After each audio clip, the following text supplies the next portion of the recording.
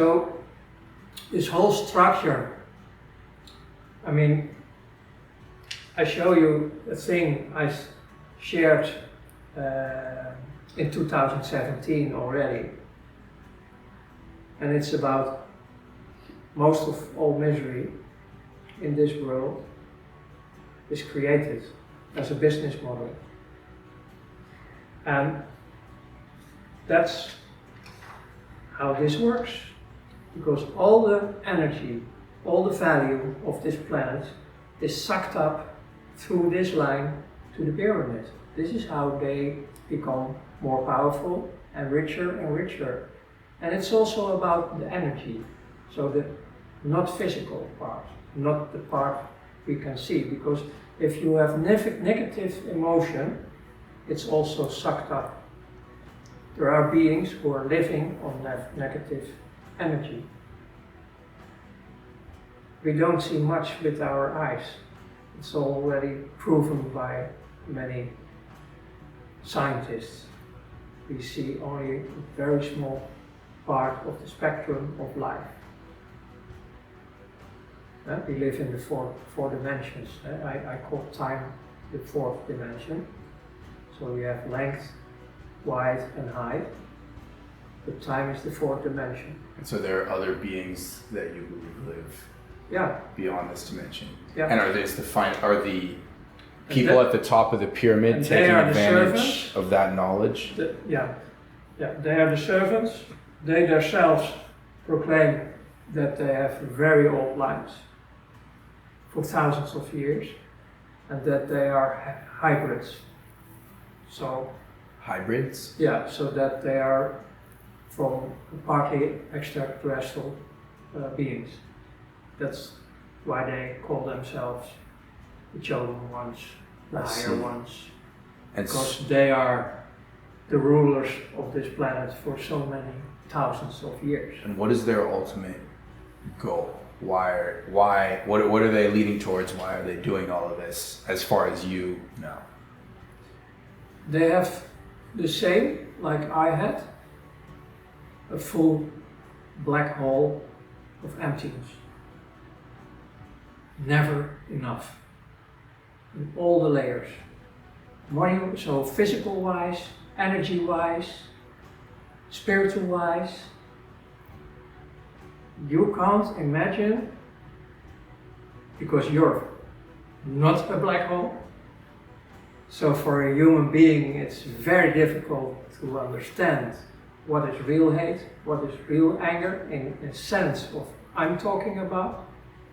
So you also cannot understand what it is to be a black hole. A black hole needs to be filled up. And it's impossible. They are busy for thousands of years and it's still not working. But it's the mechanism, the bridge between physical and non-physical. Because this whole war, there is a war going on for a long time already on this planet. This whole war goes about physical, that's the part we see. But the main war is unphysical. The unphysical war is going on behind the scenes. And these ones are the servants. So the most powerful on this planet are the servants who are creating the bridge between physical and non-physical. And they're serving a dark energy, beings that feed off of negative energy. They do. Yeah. There is another group on this planet, I call them now the body of Christ. They are the opposite. Most of the group of the body of Christ are not in a denomination. They are a network worldwide. And they are guided by the highest one. So you have both represented on this planet.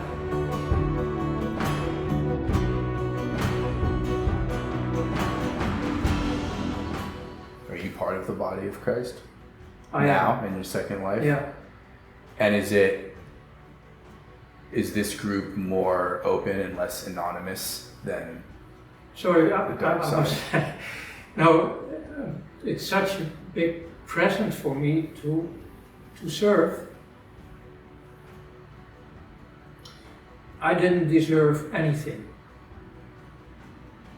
And when I have this near-death experience, well, there is so much to tell about only the near-death experience, but when you die, you get the roadmap from the start, when you start your existence, till you die. You get it completely, your whole timeline. And in this timeline, you have the experience of both sides. Not only what you have experienced, but also what you have done to others. Can be good. Hopefully it is good. In my case it was not. So I met hell in the confrontation with myself, because I was fully interacting with nature. I was also fully interacting with my experience in life, my timeline.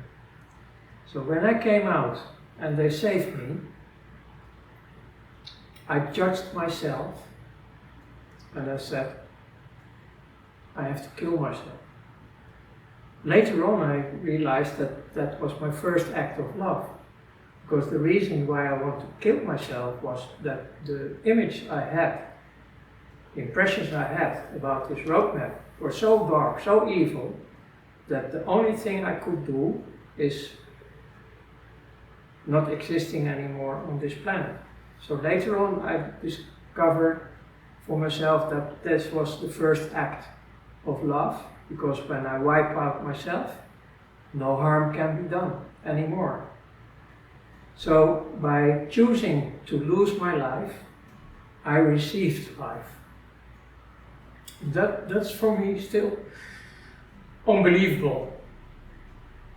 How on earth is it possible that there is a creator of life who gave his own son? That's already like lunatic. For who? For these beings? They don't deserve it. So I got, later on, I got the pure message of forgiveness, unconditional love.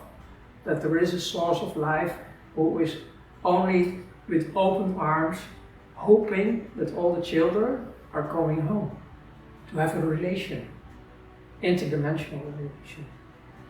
So if you come from that dark picture of yourself, and there is one being who created everything, who said, come, you're welcome, you're my child, I paid for you, come hug me.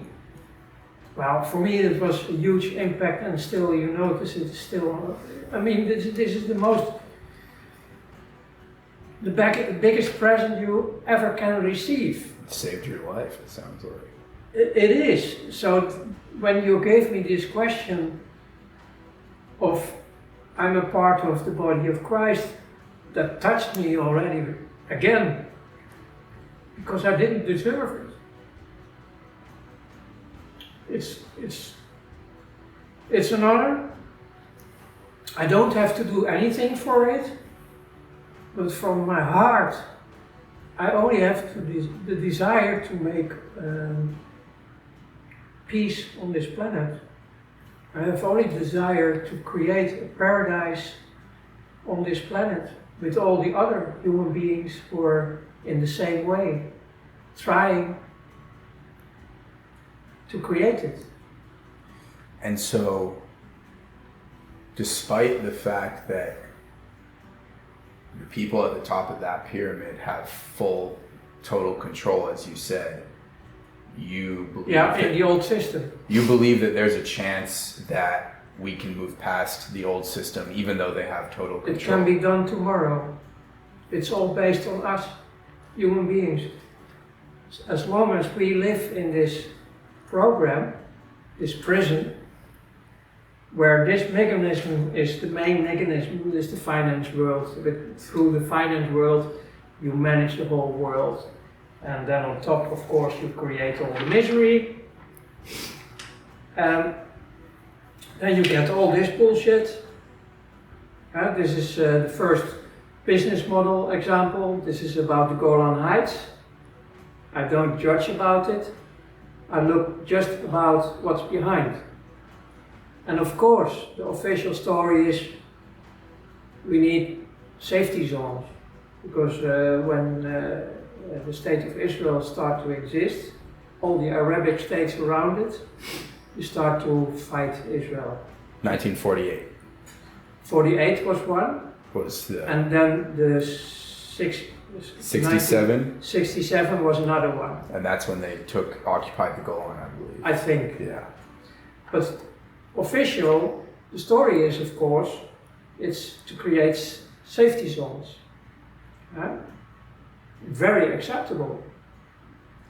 But then later, if you watch a bit deeper, all these red triangles, there are sources of pumping oil. And then you find that Gene Energy organization has an agreement to pump all the oil in the Golan. So it's a business model. And then, because this is just Wikipedia, it's not secret, it's well known by everybody who is not watching Netflix, for example. And then you see who is all involved.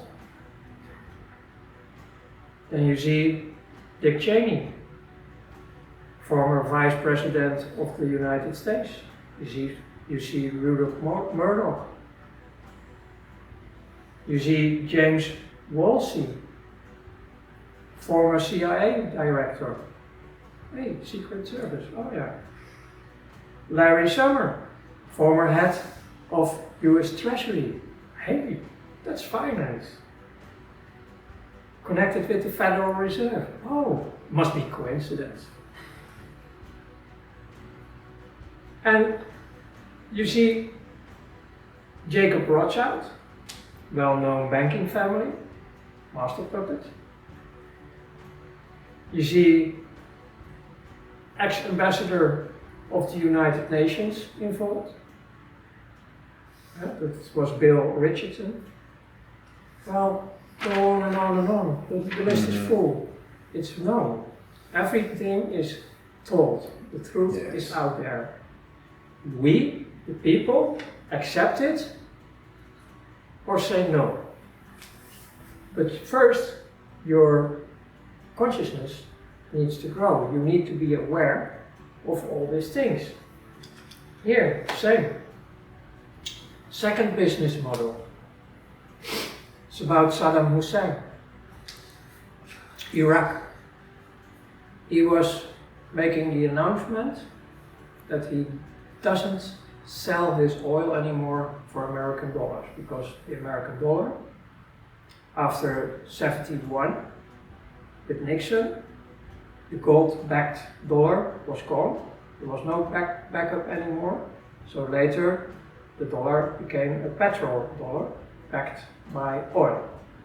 So if you don't deal in dollars with oil, what is the normal way of dealing, and you start to say, no, we don't do it anymore, we go for euro, that was the announcement, then you, in a way, attack the position, the strength of the American dollar.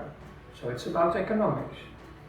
Well then, we are launching manipulative disinformation campaigns because this Saddam, who was not a friend anymore, has weapons of mass destruction. So we attack to save humanity.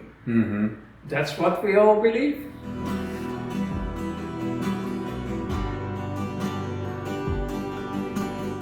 Iraq possessed no weapons of mass destruction. Then Blair comes in trouble because he was lying all the time. You see?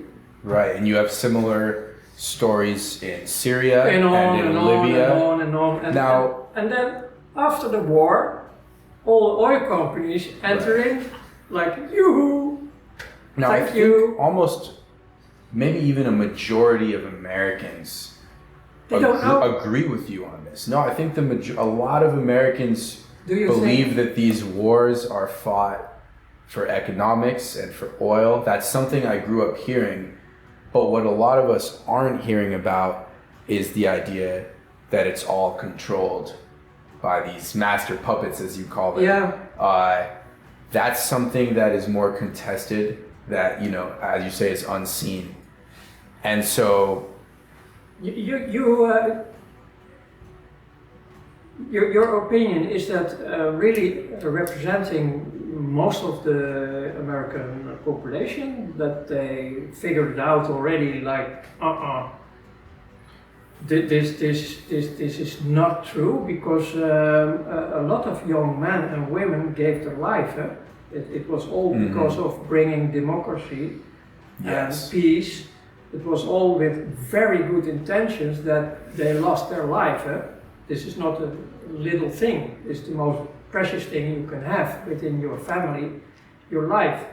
So if you are a soldier, for example, and you know already that you're fighting your ass off just to get the multinational oil companies in, that's completely different motivation than if you would agree, you ask a much higher salary, because what they are taking out is trillions of dollars, because then you're just part of the deal. And I don't know if that's really... So they didn't know at the time what they were doing. I'm saying today, when Americans look back at the Iraq War, it is not an uncommon opinion to say that people made a lot of money off of it, and it seemed like it had something to do with oil. That's actually a very, very common opinion in the US, but people are confused about how the decisions are being made. It seems like you have this insight into the master puppets, as you call it. This is coming in as well. This is pure satanic. This is an interview.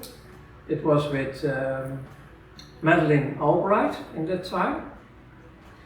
And the lady who made an interview with her noticed that there were 500,000 children, Iraqi children, killed during this invasion. And she said it was worth to pay the price for them. That's pure evil. This is satanic.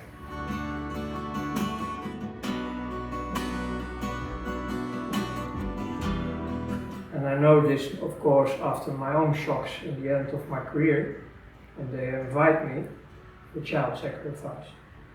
This was my breaking point. Child sacrifice. Two of my colleagues, when I was in the top, serving the top, my breaking point was that they invited me also for child sacrifice. That was my shock. That was my thing. And now 6 years after the first time I would say it, I'm happy that it goes well.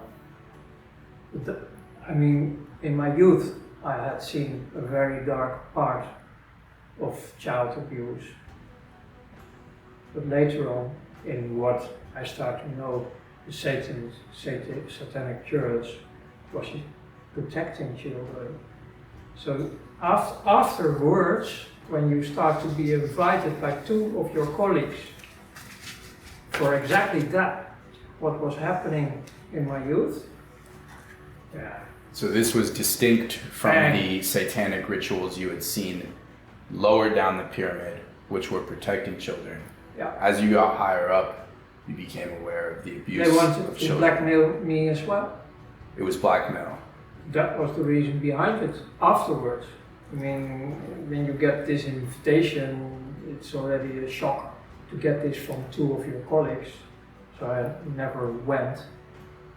It gave me already a blackout. So they're just using the children as tools in order to blackmail people? It's the glue. It's not that they actually enjoy the children or they're serving the master. It's to do something to you because you are a tool. Of course, there are always humans who are, so to speak, satanic and pedophile. Of course, they are in this world as well. Most is just using to get money, to make money, because this is big. Now in these days, besides international weapon dealing and drugs, child trafficking is the third main business, was becoming the main business. So now it's big business, it's now more in the service. In the old days it was only practical glue to get everybody in the positions they want. And of course, later on I started to realize that, of course, also here a huge energy was floating out of these dimensions by sacrificing. So there were much more layers than I understood in that time when I have this invitation. This invitation was just a shock, and it's much later that you start to be aware of all the layers and practicing within the system. And it's still happening daily. Also, children are lost from safe homes, right? The safe homes in every country they are. Like where I was lucky in a way. I didn't disappear. Even now in Holland, they are questioning the government. Where are all these children who were in care homes, safe homes for children? Where are they? Gone. Nobody knows. Millions of people are disappearing yearly, and nobody knows. So how do we stop that? It's a very tough one. I think only when you start changing this world radical by changing the financial system, cutting the energy flow, is the answer. You have to take the head of the snake out. And now we are not knowing but supporting the old system, the old financial system I showed you with the pyramid. And you can reverse that. This is the one. It's just cutting this whole pyramid structure in two parts. If we, the people, create a new financial platform, then we are the ones in charge. So it's not of fighting, it's not of being at war, you just choose different. Because for so long, this is thousands of years, okay, it was not sophisticated like now, but this mechanism is working already for thousands of years. It's going through the money. Because in what century you were living, everything was depending on you have money or not. Meaning you can support your family or not. And now, based on our energy, our money, they do the whole thing we were talking about. So if you cut the lifeline of the old system, this will disappear. Because it's based on our free will. We, the people, can decide to choose different. Until a few years ago, we didn't have the real tools available to do that, because it's nice to know how to do it. but you must have the tools and access to the tools to do that.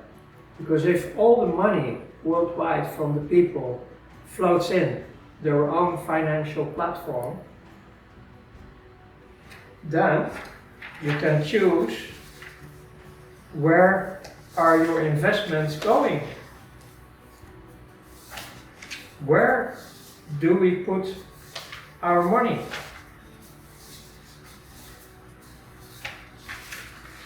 We can invest in so many things. I have examples with me about, for example, real healthcare. We can invest in clean energy, real clean energy. We have contacts already in a technical laboratory where they tested an electromagnetic engine who can run on himself, who produce 5 kilowatts extra in compare what you enter. So that's a form of free energy. Everything we need in this world to live decently with each other in abundance, it's also possible for everybody, is based and created on a new financial platform. Because we start to vote, where do we invest?